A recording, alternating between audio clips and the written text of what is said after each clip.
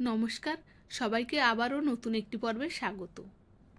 আজ আমি দেখাবো ঠাকুর বাড়ির রান্না, কিমা মাংসের চপ।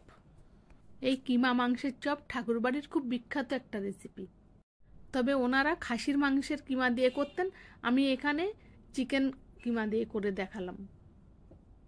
এখানে আমি 500 গ্রাম কিমা মাংস নিয়েছি। তার ভিতরে পেঁয়াজ কুচি, কাঁচা লঙ্কা কুচি আর ধনেপাতা কুচি। সত্যি এক এক জায়গার এক এক রকম খাবার যেমন বিখ্যাত, এক একজনের বাড়ির খাবার কিন্তু এক এক রকম বিখ্যাত থাকে। রেসিপিটা যে এত সুন্দর হয়েছিল মানে আপনাদের বলে বোঝাতে পারবো না। আপনারা যখন বাড়িতে তৈরি করে খাবেন তখন বুঝতে পারবেন সত্যি কত সুন্দর রেসিপিটা। এবার স্বাদ অনুযায়ী লবণ, মরিচ গুঁড়ো আর গরম মশলা গুঁড়ো দেব।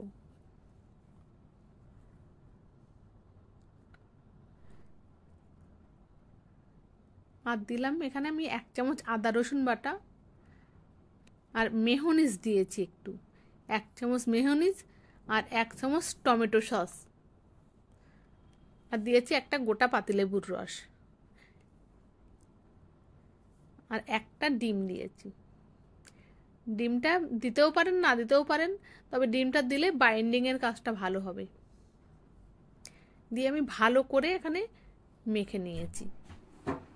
কিমাটা খুব ভালো করে মেখে আধ ঘন্টা মেরিনেট করে রেখে দেবেন। আলাদা একটা বাটিতে আমি ডিম ফেটিয়ে নেব লবণ দিয়ে। খুব বেশি লবণ দেওয়ার দরকার নেই, সামান্য একটু দিলেই হয়ে যাবে।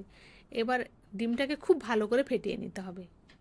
হাতে একটু তেল মাখিয়ে নিয়ে এবার চপের আকারে গড়ে নিতে হবে।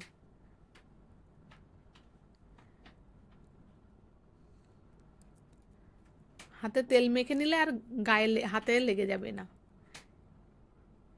এবার ডিমের গোলায় আমি একটু গড়িয়ে নিলাম। তারপর আমি এখানে ব্রেড ক্রামে একটু ভালো করে কোট করে নেব। একটু চেপে চেপে, হালকা চেপে চেপে একটু কোটটা করে নেবেন ভালো করে। এবার আপনারা যে কোনো একটা শেপ দিতে পারেন। এটা আমি দিয়েছি একটু মানে যেটা অথেন্টিক টাইপের লাগে সেই শেপটাই আমি দিয়েছি এখানে। দেখুন, গরম তেলে লো ফ্লেমে ডিপ ফ্রাই করে ভেজে তুলে নেবেন।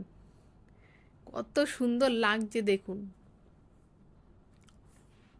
দেখেই বোঝা যাচ্ছে তো কতটা টেস্ট হতে পারে।